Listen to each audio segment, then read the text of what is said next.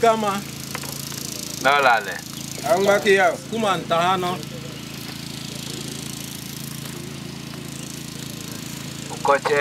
chukoche ebuemu ukloche nya ukloche kada kuyo tusoso tuga tishu tusoso tidile awa koche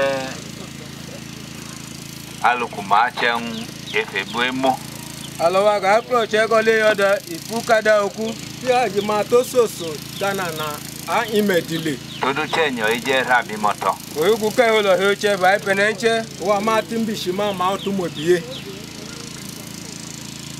unga mola ekoche ela lo kuye ko kloche batija jo ama to soso to odudu egene ocho chegenya nubungwa didigaga aluka tata chekuobi ego la lo tete ya ngwihi Gana Natasha Natanda chebe ale fukoche erola madideko alo ibi puklo je ko tie ka gbala ko ha to no tusoso to kwa ba aya ja gwodo tiketi nje hu kwa ba damawa egoi ipoji la ka lo le tuso tu lo ntutu gaga to emuda ni be kabogi jodo ma pe ojiun okuche lo ile pula nya kwa je o tu le kwa ikono ama ya ji to ha sa to anda nu ihube egba kuma fu ibele pe pa ma je nwa ma ekele lo ile atu kwa yi egechela loje aka no hu ha sa ta tunda ajelo no amata mapa ije nwa odudu yi chelo chochi ya leni manu bungwa ga che no lojo kutene ka go dama ole la ko cholo ndoka kalo mato ha ya ji ogwata na ba imo aba mata huga ila chola kado mo achakanya nyu okay wela lo ya boyo ya kanyato ishika ndu mwana tande tire na mba kidufu tamu ne owo ko beche ya boko cho kachache wa ma bane te na to niele ibe ka pe todun ohili na lo to hibi kunu aha sana anje webe ifodo ka anya dungu koche ipie la lo nya jelu kloche nya uzechi na aja patu soso tuga che Christ alumeji ojeju abudon owu Christ ota he ko jile kikukunu eshega Christ na nami na shashe tukula to nshibwa ola koche ila chane kubo la kondo nugo katane ela ku kloche nya ke gbonwe giela lo nda bo inu kataje uwo tusoso tuga she ndo mwana agwangwa megeme no foseshibwa ikola lenwa makoche unkakini okela mala kloche nu kakahini mbishe seshi wandu mata benye todu ubodu ko ne meji abeketa jeju defodumi ugu egadu na chepa keketa jile tipi ekum ofolele ato ebi sotulonu nuze kimi udalu meji ma omo nyota heko abo na me na shasha aba pata leju kola lede fatakada mati oje kegwejo oma ogu nche kela ma ipokwa ko mati kwa igwa ata ino mofu ndu mu ata na mtakada mati oyi kwanu batunda to aloweshi ene ka kifugba oche ko lo jela lo ka gbo pion gabu tubuko tumbie no toreche kala lo pochi kunu je Matthew oje kegwejo Matthew kwa ya mi gwa ata oma ogu oyinu omofu nyome ego egado la chepa keketa wa bati pieko ofolele atoye bi poka ato atato jaje osotulo nze kimi nyota eko abo una me na shashaba unga kakini ena lo kakahini betinye joka efeun kide paka enyawe lipukoda lo le pochi nega shike na na mpeke kodo a Jesus Christ ko amakoche no ndalo Jesus Christ ngwa kloche kunu na gwonwa me to Jesus Christ ndi second se shiwa egba kidile egba ma ifangola ekoloye chenya memlu wa ipokuye akana bana mi nizoga no sunda to aba toru enki koma chewewe Igu odano nwa lewa. Ine bo bisoko na gembi fugu. Ila che paka. Luka oda pochi. Chiduka itupeke. Kidupe ka bo Christ chaka kuma di beto. Okay, we no ka che ku Christ dudu ko je ito. Na lani ma to Christ lele sheni eshe. On ekide choka ifun. Enya we ipukuno. Nega shike na mebe. Ele la ko akakini. O ma ke nwa lo kakahini. Nete ka motu bisoko no ma. On chola ka gba fai. Anu we la lo ji enana. Chindu maga tunje turi chitibe. Kondo kakini. No ndo kakahini. Agongo mehie. Iche nko ne meji abeketa jeju te fodumi. Oda na che pakeke ta jile tipi ekum. Ya sha to ebi ko ka to atatu sotulo nunuze kimi. Odalu meji ma omo. Nyota he ko abo. Nna mi na sha ba pata. Ola kondo kata nele ako akakini. Ela no ndo kata je o ma nwa lo kakahini. Ndu mo ata gwata ne agwango metishile ni pata ishima. Unga alumeji. Ega kota he. Oholo asha. If abo Christ. Ipache ku Christ. Na ma to Christ. Che ondo. Wa kondo. Ishi na agwango me. Ila che ondo kate. Okay, wa kondo fofunu. Ishi na agwango me kiri. TV be ka pe. Kwipo ile la lo ito. Ta na tanda. TV unkache. Kwipuko da la lo ya. Yi na tanda. Unga alumeji Ega ota he kunu. Oholo asha. Che Christ. Wa ku Christ. Ishi na Christ. Iche one. Wa ka lon. Shisho noto. Christ chene ijodudu. Christ wo che aflei. Ga Christ wa shibiti bihi. Enka koche kwe fola ide. Oda na lo iklo che ngwi pukela ha. Ya ti to soso ndu magata. Unga alumeji abo Christ. Ega ota he aka che ku Christ. Oholo asha na to Christ. Iche Christ. Wa ku Christ. Na she na Christ. Ugbodu. Egado. Ofolele. Egbadu. Ekodu. Akalele. Efengudu. Ipodadu. Na miyelele. Efudeju maile. Ipoye iko aipe Na chenya. ma barani. Unga alumeji che Christ. Ega ota he kunu wa ku Christ. Oholo asha ba sha na Christ. Olale ngondu kai. Ela ma no nduka. Ndu mo ata be gwango me. Kakini. Kahini. Todo ugbodu ko na meji abeketa jeju te fodumi. Ugu egado la che pakeke ta jile tipi ekum. Ofolele ato ebi ko ka to atatu sotulo nunuze kimi. Odalu meji ma omo. Nyota he ko abo. Na me na sha ba. Alatene ka deju gola kondo ka efi Matthew egwejo ogule abe. Alokodo ko je mela londu kalipopa ko mati ko igwa hata ino ofu ale. Taja la ma to soso nu mo ata gwango me je me takada mati kwanu batunda to wa lo we shigaga. Ojalo ka tene ka gola uji ngokoka. Anu egola lodo ka okela lipa ikunu yeye. Be shiga na ti ataku bandu mo mbe muko. Ejo dudu. Akavle. Ne hi. Chola ejeju te fodum. Wela ojile tipi ekunu. Wato ulwa nezekiwa. Che ejeju te fodum. Odi wo ojile tipi ekunu a. Mbe shitu ulwa nezekiwa. Todo ola kikai kakini. Yugo elano ka we kahini. Ndu maga ba je me bihie. Aboki adalu meji ma. Achelo yota he ko wa. Ato na beja na ma na sha ba. Aboku ma jeju te fodum. Wa chelo jile tipi ekunu. Be sha to na sotulo nunuzekiwa. Ama jeju te fodu ondo Jesus. Abe jile tipi ekondu Jesus. Gano ku ato ulwa nezeki Jesus. Alu kolojo de. Egole la ko chole. Gana ga gwata na she. O ne apebe oji ola kolojo kagbo. Oche ito hilili pe ikola le la ko chokagbo. Boto banda asanu mo na gwata na jimigbo. Ama ibele kiche fen alu kolojo ka ugbo mune. Oile o ma ko kuche ipoda le la ko chokale go ha. Ama na tega shini ne wa gwata na jimi no foya. Take ne moji eke chocolate yi. Ela bi ji kwa ikenya la oje ha. Na ja bi ja mapa ne na banda kalatu. Tole ejoju te fodu ondo. Igbe ko ma ojile tipi ekondu. Gana ta to ulwa nezeki agwango eme. Atene ka no ga ne otakada olojo teja ne o.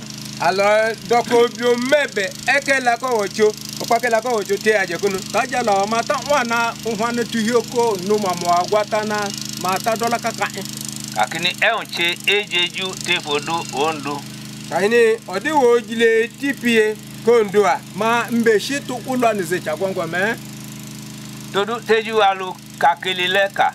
Yugu ote ikegolo gweje aka. Keteni chandu mwa mobozonja ata. Ola ojo onchugane ngua ejo nawa. Elakocho anu omebe. Ikowe kalwa. Onduma mobo be shi hwane tuhioko no hwanomu. Taka malani. Na lo nyile imma. Naja tija shita ina. Ola ojo lege. Elakocho akpo. Nduma mata mo agwata na wa. Onchemu nwere wa. Anu ke omebe likpo kalo. Be shana ni sutula nuwa wajetu. Taka makere efule iloa wa kaja le ini. Na lo ge likpo gbajeli pia okilo wa kalo la lo ye lipeche nyamma. Beti ashita to aduku to antan to la shitu ni izoga. Ola mejile idefo maka. Ele pa ma yipoye. Onduma mata nami euke. Kakola ojo chugane ejona. Kakela ko ocho omebe le ikowe. Ma wagwata na eshe hioko hwana no hwana. Ila ngochemu nwere. Oke ola likpo. Ya shana no sutula nuwa waje. Iche nke nugane ke gogbawe. Oda ka lo mebe la omobuko. Abi ajuana tuhioko abambia nembebo. Ile adidi weke we labo nate. O ma igbo kanyile ngmo wen. Neta ya ka wa makede o yin hwano. Imuda adidi we bekereten. Okuche igbo Polikpo gbode tano. Ama neta ta shima bi ya ka wa makede to adukuto. Take nka aka kineru eju. Eko dana lo ka ko te ipe go. Aji jata duma bo afungwano. Iche gba ke lule odu. Owe ko la ya olutu. Chakana ba jata anu ni. Iche nke ni touch. Oda na bi touch. Abu ya ji touch. Kete ni ke mona. La doko jowe. Abaja la ma akubu hwana. Ebu ta to gbawe. Alota go bo. Abi bichi ni mbebo.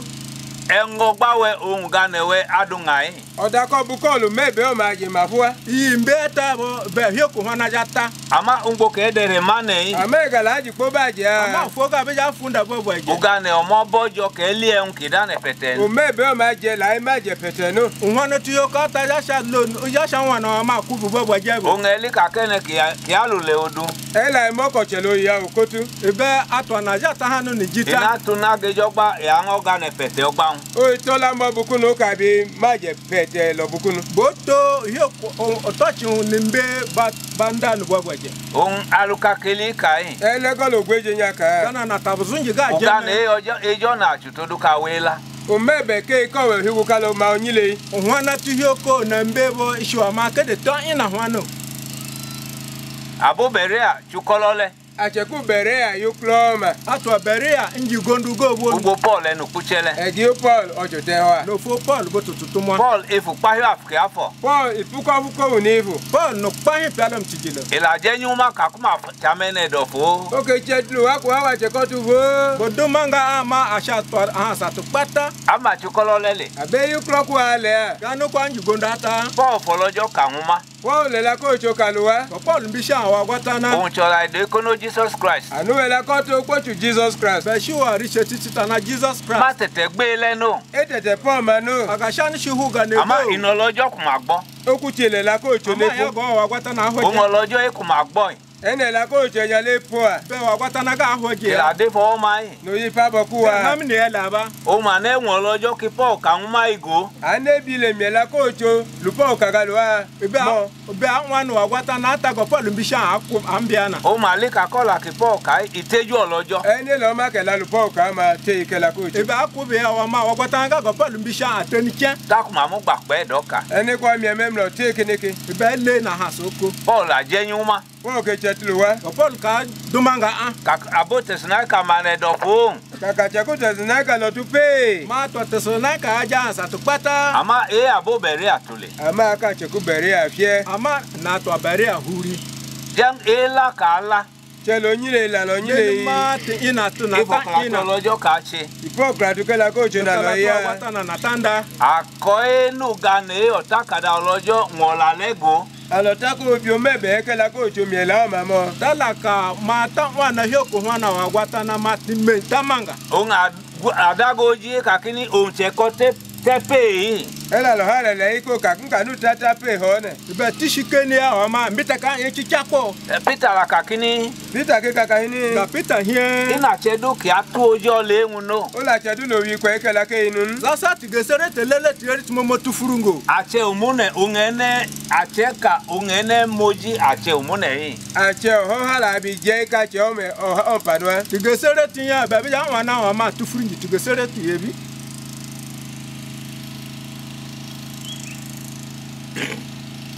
abale evule ilo awai ego ma pia okilo wakalo a Ganatan tahan tutulashi tutu nizo. utoduke we dure ohugu kama otamble We ma kede kwanje o. ohun che kere ike o anu oli popaje Be se duku to e o. olojo piti ohun ene dugane nwere we elo cho ti la bi jo mebeli poko a Wa gwata na gom babi jaba. Ba na ma o she osutula bo jebo. ohun eli ugbo kidupe kedere toy ela mega lo we inu ka lipo ipoba Babi jaba wa na wa ma mepe fo na shima fonje. ola chaka aka ela ya dudu aloika Nduma ga hwe ta duma.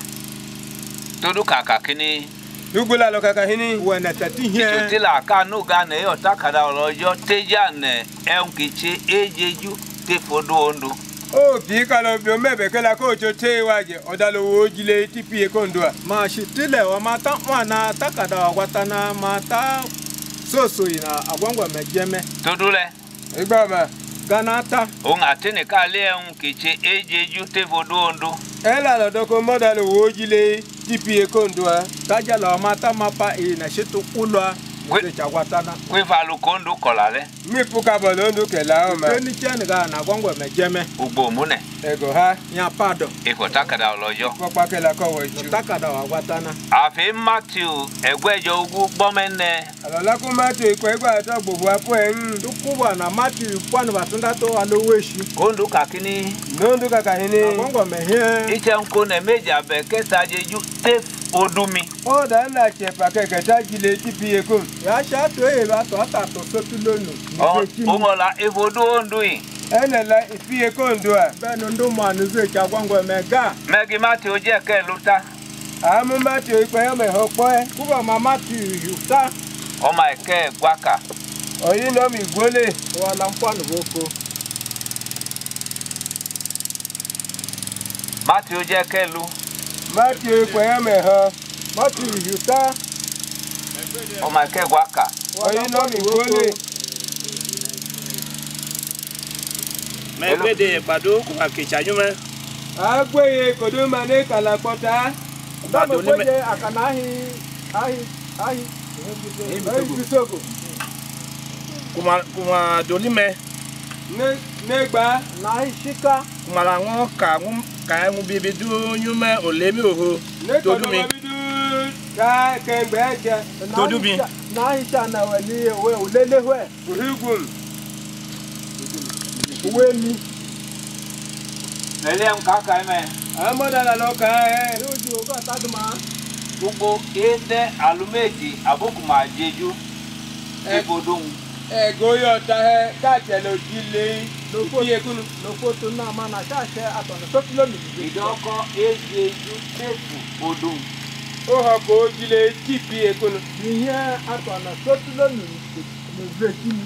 take bi Matthew lu egwaka yin eli popa ku ma to iko e ho gbole ya No mati yuta wala mkwanu boko ga. ila kakini o kaka hini Bebe hie. egbadu kuma dolime ikodu ne gba Akelele ahi shika. kuma kala bibi nyume ne kodo bobi ta Aduma ye we.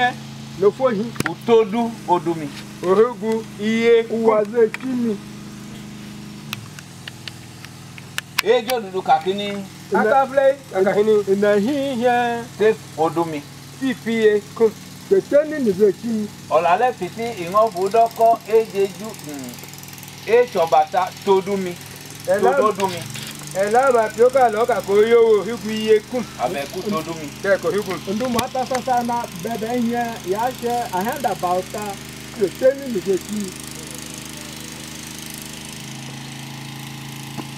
mẹ́họ́gì lóko jẹ́ kẹfà aka mo pa ku look iko e yo me ni Biana ma sasa na takada luku ihi. ọmọ awúlé òkè méjì oyi no hujepa Wala we shini wa. Iye. lóko ó jẹ́ kẹfà look iko e yo me ni Luku ihi. ọmọ awúlé òkè méjì agbeye ikodu na je ya nyaka Dame gweje akana atoma ite n'ime.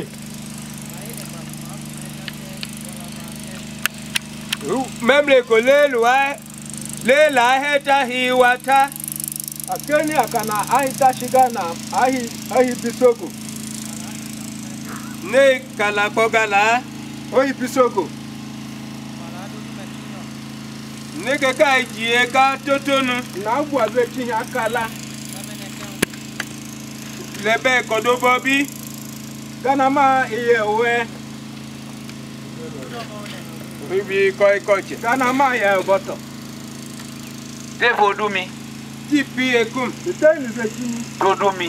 hugum keni we mi Bai to do ma o ne. mem lo hugu koi keni koche gana ya boto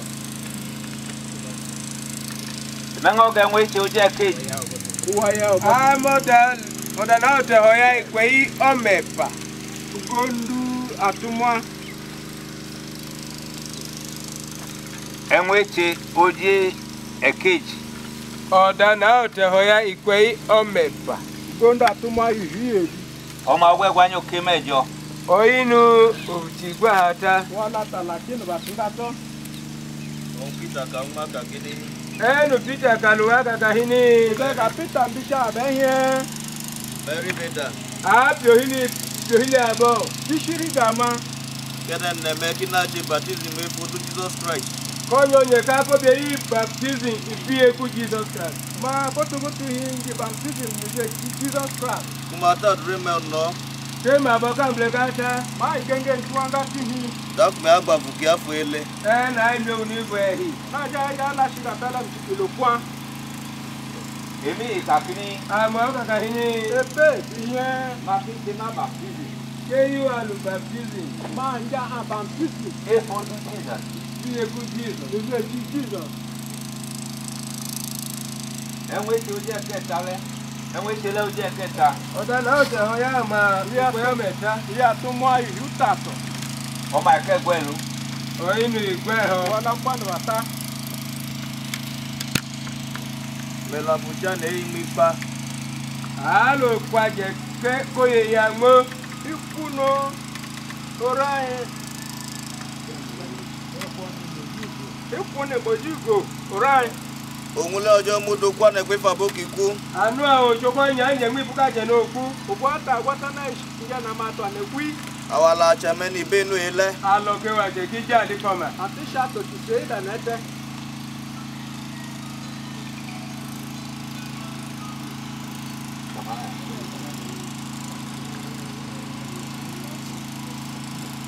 Nyo gba ka go. jonyo buka na mo Ohun na je de kono.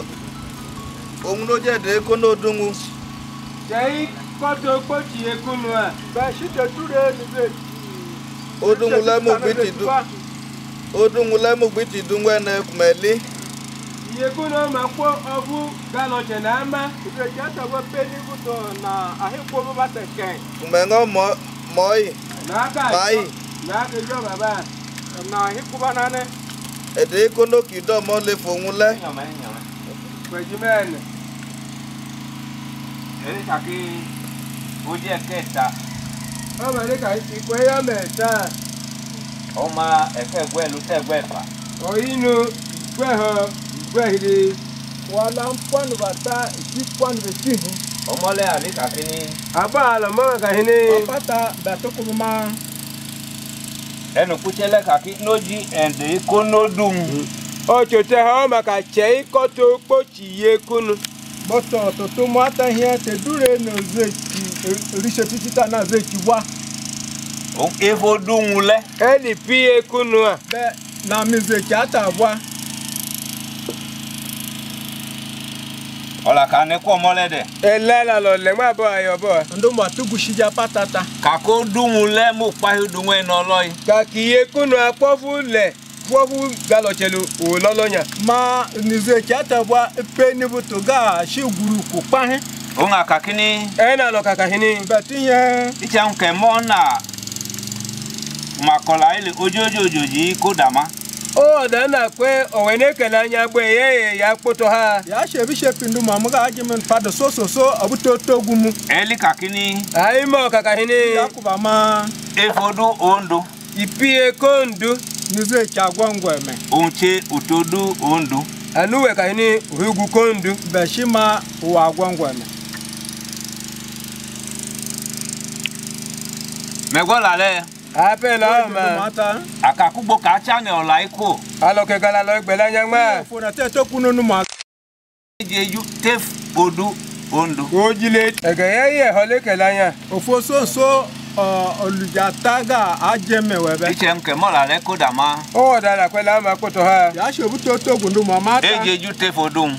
Ojile ti pie kunu. to ulo ni zechibwa Ejeju efodum. Ojile pie kunu. to ulo na mezechibwa Ochaka ngakola ejeju utodum. Ejanji ne kela ojile yo hugunu. we be do ma watu ulo Bake enkondo akowa ichi kakini. Mboda no ndi onwa lawe kaka hini. hii na gongo mama tumbisogo no Icho wa mu na wewe tilano. Owewa kache pinen. shi watu fugo duwa tileu Dagba icho na meji.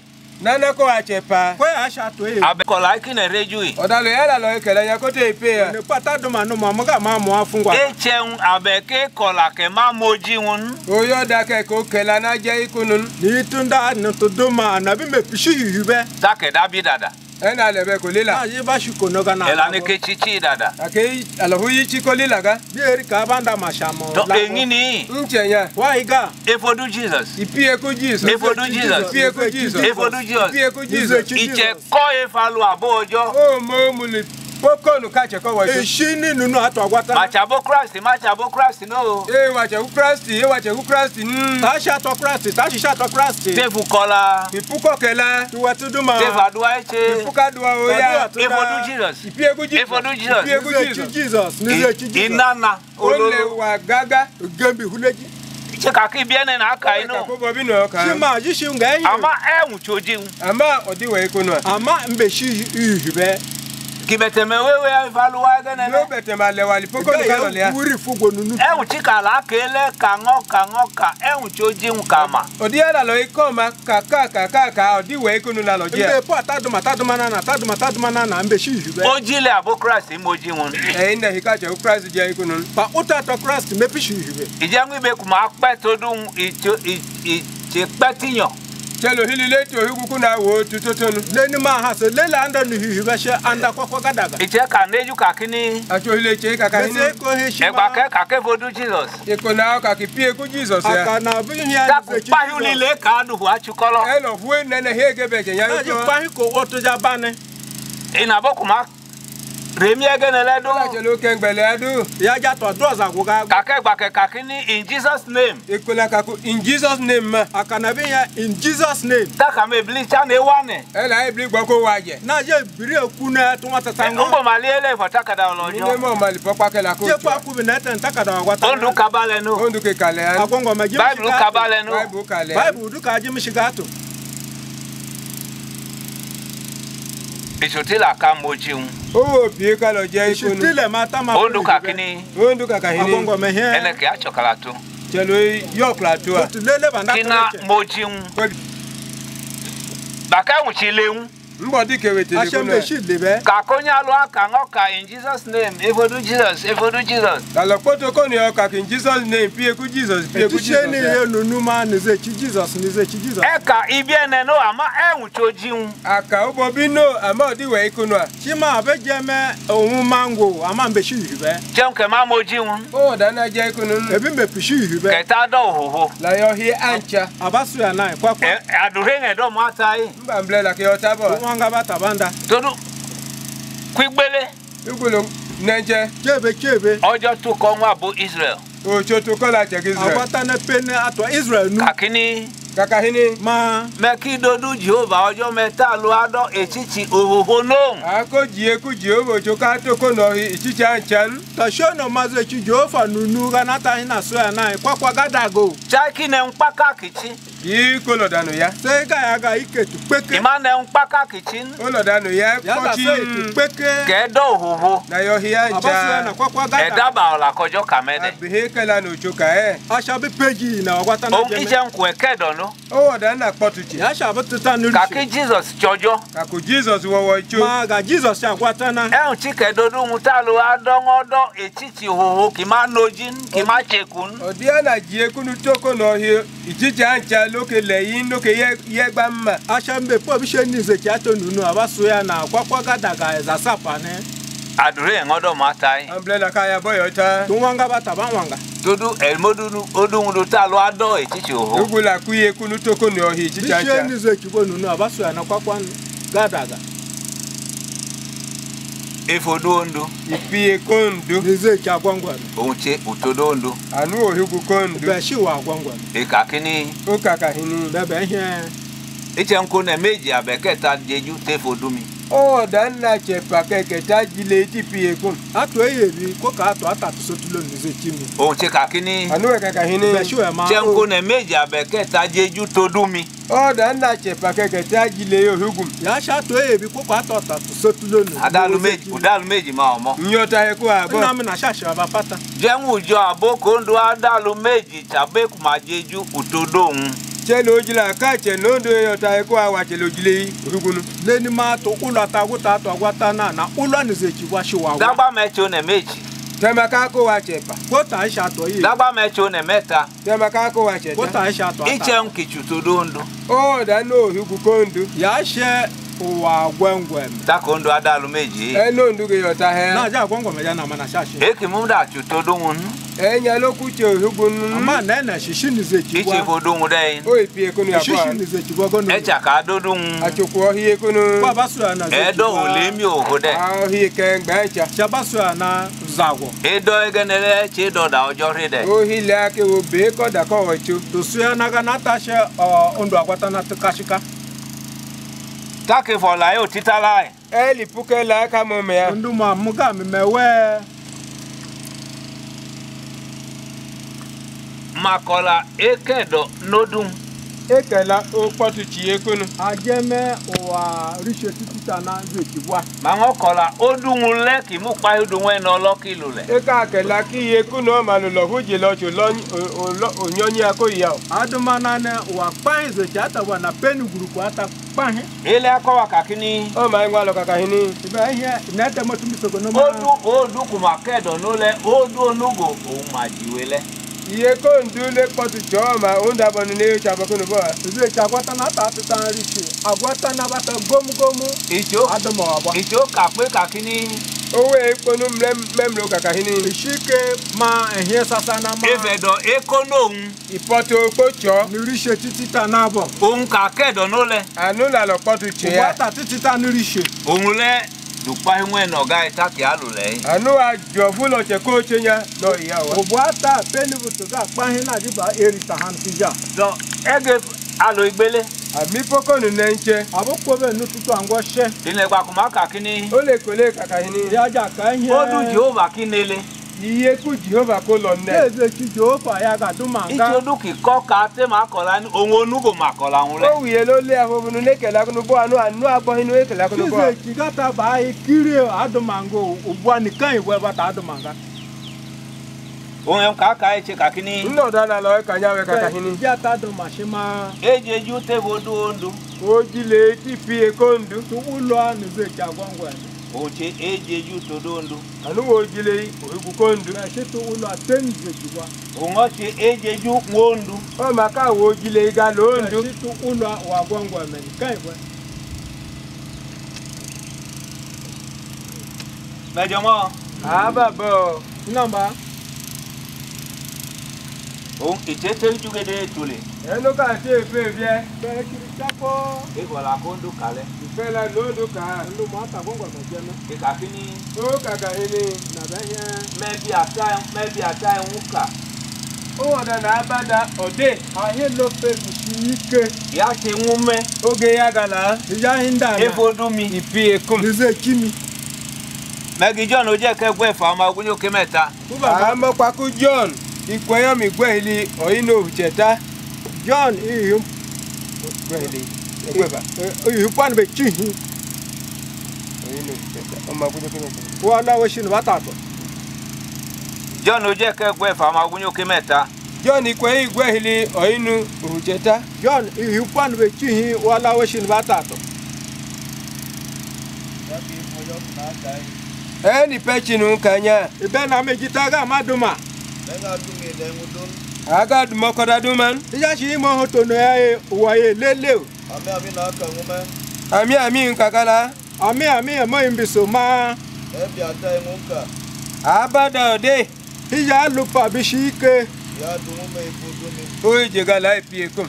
Ija ma ipa na nize chimi. Kele aka iche kakini. Eno dano ma ka we ka hini. Ibe ine neta do mashima. Iche nkume ebi ata emuka. O da na yo ibada ode. Ahia lupa bishike.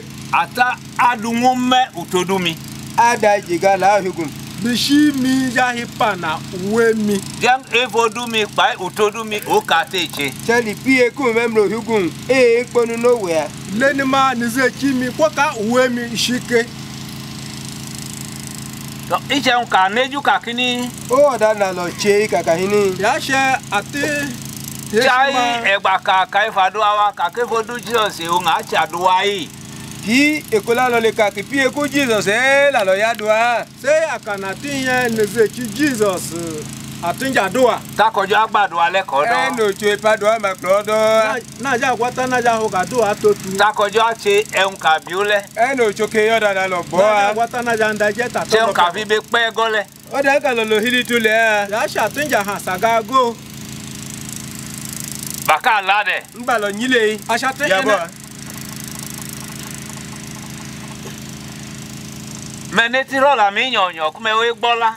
Aja okwela kum nya lo hikama po nyile. Shilo ma chebe ndo mo ago emi. Eki kai faduwa ka ke fodu Jesus in iche nkuna kai de inu. Ahi kalipuka doa ki pi eku Jesus o da ni o ka ya bo an. Tanda doa ma ke de cheni ze chi Jesus shi we be heto. Iche nkeka.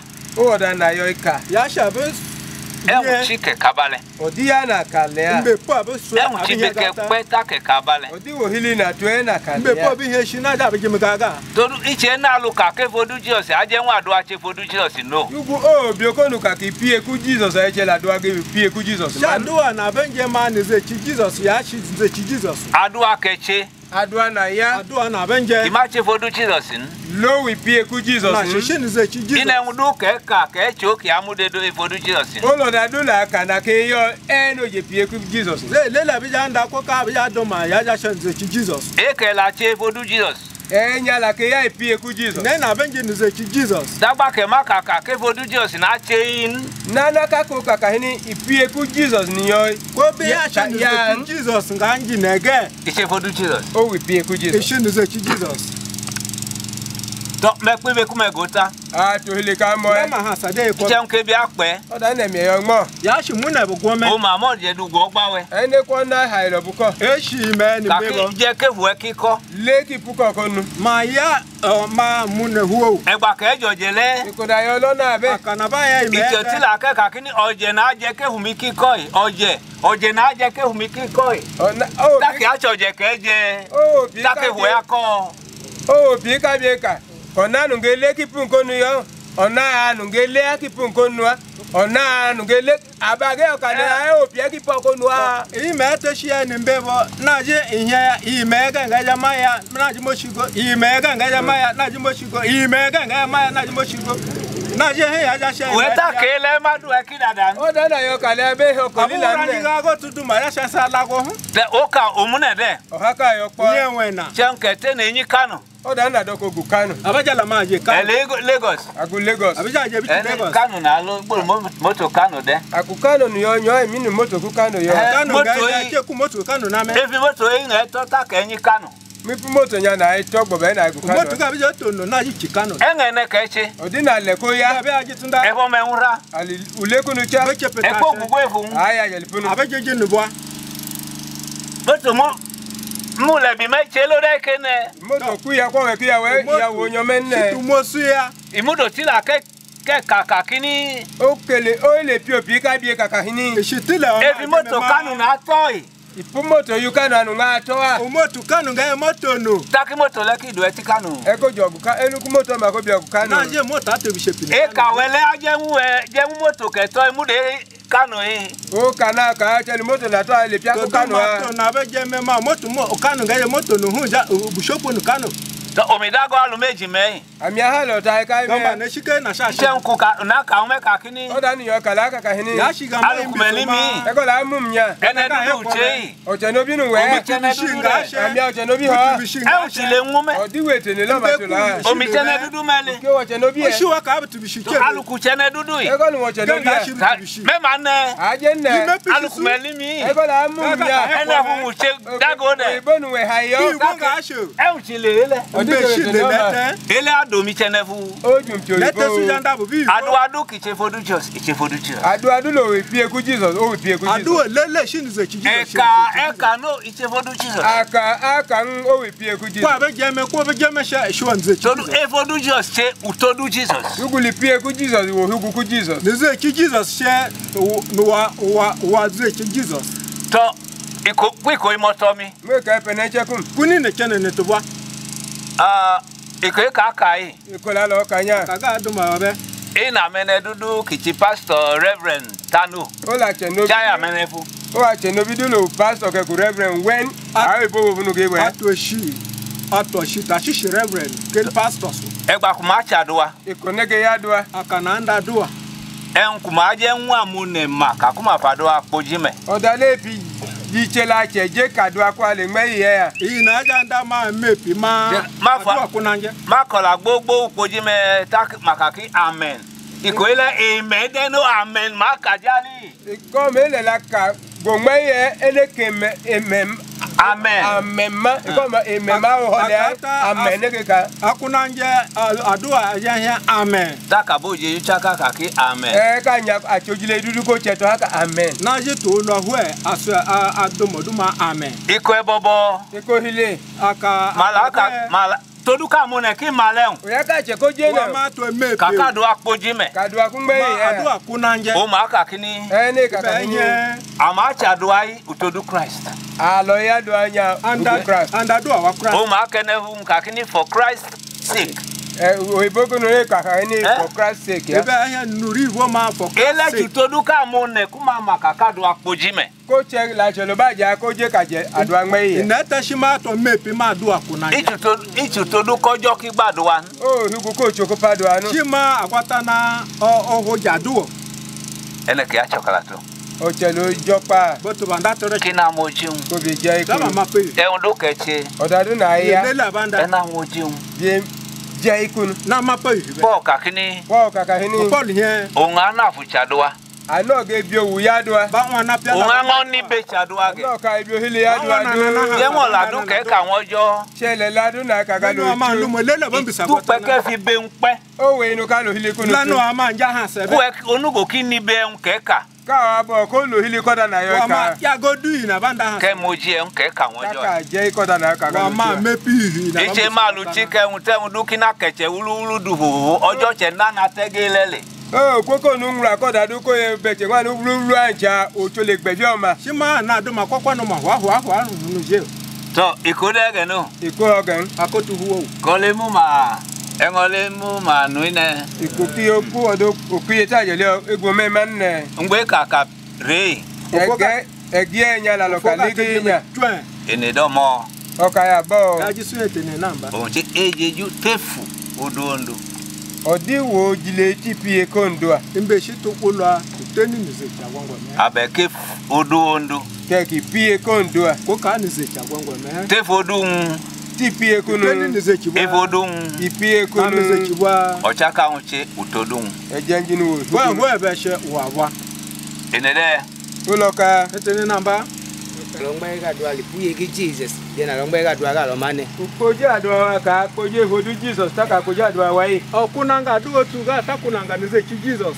o ga la chibu ka ya do ehi ngbe ga yegi Jesus Christ den ngbe ga do no ina boku malacha adwa ma ka hodu Jesus taka ma koje adwa man ya ja to kona anda adua ya takunanga se chi Jesus na ja kunanga do abo okobia o wa ga kaya kama anu nyengi puo go je ga lo me ko bi aka wa ka kini onwele pe hujeju meme bu semberi ko mbi so ma mbono ntu lo tihi Ojiga ya. Enwuchi. Mbe po. O kama cheta dun kru yi adua lipu gidu adua na yo mo lo chende ni me kama ipugi egi Jesus de ni me adua no. Bo meta cha do adokulu wa adua kun wa inene du ma ke poja adua ka ke bodu Jesus tak ma poja adua ma. Ato na mi nja do wa za sauti lele kukute nje chi Jesus ma na mi ze chi Jesus. Ani mo kama o hi egi Jesus de ni me adua na tu akunde e be no le ma anu nye gadu me. Ka ke do Jesus e bu poja adua ma ya bu mai londe do le na ko. Do ka ko che wu le bo he. Jesus tu so na sha ne bi nya. O che go ma. Boto ga go. Ekuke akuku te gwa na ekpo un. Egba do ri church e go ma wo ya je memla nu. Ikeke shi na tobu shi ma ga jigita na bo. Ka cholu ka kpo un. Ka ko ka memla nu. Nje shawra no bwa. Ekpo ji adua ka ke fodu Jesus abide de ijo en cheche en machin. O ya do ngba ka do ali pie ku Jesus a bo le pe ko odinowe odino ke yamma. Adua ga to kunanga no ze chi Jesus mbe ku ya she mbe ganana ya she. Ta ke ma uboki labo na te. Ka je ga no nyile ngmo we ya. Na ja be ja ma pa fo yene. Amune wewe la egenele. A chele wa nyile ile ado. Ato fugo ino ga ata. Utoda luka wa ma kolojo ado tenuma. Yugo ego la lolu wa chokele ocho jota luwane. Wa gana na atubaga taduma agwata na toshilo no agwata. Kaki chenkwe kake fodu Jesus me olake kalefu payuli leche amebili. Ka chi Ola amebili. Echi la ki pie ku Jesus ene la ka ma lo fun na iyali e ka ebli. Ma ni ze chata Jesus abejeme asha pahin ko ndu wa gondu ya inofo ebiri. Ungeli kakini. Ena mo ka hini. Be bi ja kuba ma. Efu gwagwojo ma je amin. Alungba to wo che chamino. Abu wa la gwata na ya shelo no. Eje nwojo ma je amin. A che tulo wo cho eche kamin. Abadu manga gwata na ya shelo. E ma mu da kenwudun. O da na ko da do du ma. Abiji mi shi ele. Ka efodu Jesus ma je ko. La ki pie ku Jesus me che ko. Ko puta ji mi shi ele la abi yo na ze ki Jesus alo no yon. Ine gba ka wa mo amakolojo. O le play ko la lo lo ke lo wo cho. Atuba to agwata. Ale adago. Aloga ma hai. Tishikeni. Ola ijo dudu kaka. E la ka fly na lo ka. Efodu Jesus. Ki pie ku Jesus. Ebo amen. Akepo amen. Efodu Jesus. Pie ku Jesus. Amen. Amen. Efodu Jesus. Pie ku Jesus. Amen. Amen. Enwola le ke kame. Odine la ma ke ka ya. Mbe kundu mata dumwa ya. E uchile un. Ode ke we ne ko na. Ichugba egwu Jesus ta. O ngba la tu Jesus we. Se wa la bu wa Ichugba la. egwu ojo. O ngba la tu ojo Wa la ma. bu wa la gwata no. E uchoji un. Odi we ko no. Lebe. To alukuma ali awa amakolojo E yi. ko le ma lo lo ke lo cho. Mama edo kono wa. Ko tu ko cha lo. Atiti tan ri. Enwudu kafu ka paka me ma gwonu paka. Odadun da lo lo ka pochi e ke la bo bi pochi. Peke atiti tan ri se do. O ma le bo. Ene ye cho. Ibe aja wa. Todu ka wa amakolojo ka. Yugo la lo lo ke lo wo cho ko. Wa na taji mo wa gwata Itu na todu jeme. kuma moji un. O yugo ne je Shi ko. wa na emepi hihibe. Enkolojo ka ide. Odane la ko cho ka bo. Wa gwata na jeme. Akina ga bogijo wa. Alo ma nya kwa che ka lo. Tuna mbia na ma. Kuma kolojo nwa yi. Lo ke lo cho la lo. Na timbishi wa gwata. Ka ga lukuma chenwu ile yi. Ka lo me go le yo da li peche ya. Ma tambia na Ka jeme. wede kono mache. Ka lo bro to ko che ko Ma ya ya. taja. Abogijo wa yi. Anya kwa che ka lo a. Ato atugo tu. Abe ijo dudu macha menu kuche. Acha ble ko wa cho te ho. Ato hi na hule na mbe sha ato atutuma. Paul aka nwa bo tesna ka Ko kakini. ke kala che ku te se na ka ka Wa ni. mbe sha ato atutuma. Ene du ki ma lebu call awa menu kuche memuna bote. O che du no e cho edongu ka lo lo a cho te ho an. Ato Abunya ko cho lele wa kata. so titege ni tu ato atutuma. Todu awa ma ju chenyo.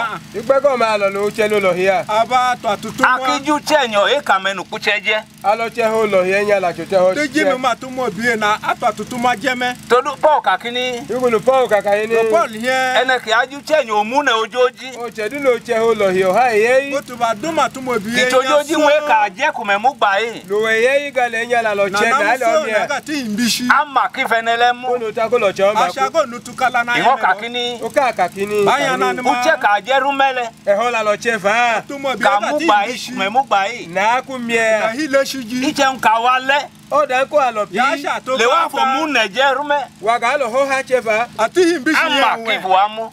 Ko lo ta ko la lo ku. Go nutukala na te. Ingo kakini. O ka ka hini. Baya na ni ma. Dagba ichonu che.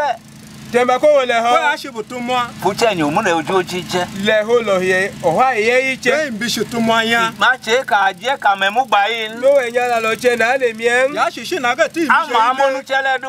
Okolo ta ko le ho adu. Unu tukala na dai ma butumo ta. Omi chotila kuche nyo wa ki chalu ka menu puche je papa. Eno obi ke ho lo ka lo ko ego la chote o che Be pa. a shi tile wa ma tumo bi etutu ma ga tenchen na to. Ujiwe ngo ka de. O cha boku ne yo. To say that then. Eli ugbodu ka menu puche ka wa amena adure kuma du deju ma ngo Christ no. Amegado. Ele chuche nyo no. La chote ho kala che ka mbre ka ko ye ka lu Christ. Zasa kele la to tutumo hiwa atwa na mura ga shepura be peni Christ. Ka kene vun ka kini give your life to Christ. La lo ko ibonu ka ni give your life to Christ. Na ta do ma nuri bo ma give your Then life. you are the giver. Ama you are the giver. Our Lord Oja. We charge you do take Christ chamba. Our ge je lu Christ ke. Ga bo su bi ja pa na ji ga Christ le. Ena adure ne ndu ki adu Jesus. O che ka mbre lo dadu lo jeri Jesus. To wanga za se lele be ja pa na. Ena adure ne ningmitan. O che lu ka mbre o le nya o le ye. To wanga ta zara Ite nke mu imiwe du Christ ta ku keja du aba ki miwe ne lu jadu de. O da na ko ye ko lu Christ e ko nyo ta mbo ye ko ala bi le ro nya ta Bi ko. shepura ba bi ja pa na Christ a sha bu wan ra ba bu so. Ama ora ba. Imi Christ ki chogbe lele. Ama o ye ku Christ lo wa ko gbegbe che a. Ora Christ ga ta shinzo no. O ma do amena adure kuma wa gba. Ene ha Ele ofo. ka mbre ke ga mi e hia ncha. Ibe asu ya na to wanga ma ga ja je le. Otodo kuma ningmi. Ku ke lo he Wa le. ma ya gara. Abokojo kamenu kucha ka ma kuma du deju ma Christ chabe kuma chabo Christ. A che la chote ho ge kalwa ka ke ko ye ku alu Christ a wa che lu Christ le. Atwa na gwata na ya ga chepura ba peni Christ. Ege ki ka ifota kada room le. E ko lo ka le pokwa ku ro ma. Gata aje men takada ro. Aka mo maye. Ka ene. Ma me. Otodeju mo mi wa kojo li. Gbe yin ka lo no cho ma. Me ma wala me kojo won jo. A ko pa ki ye ka ko gba ga lo cho. Ma be chile na gwata na. To, ma mi ne me. Elu no e.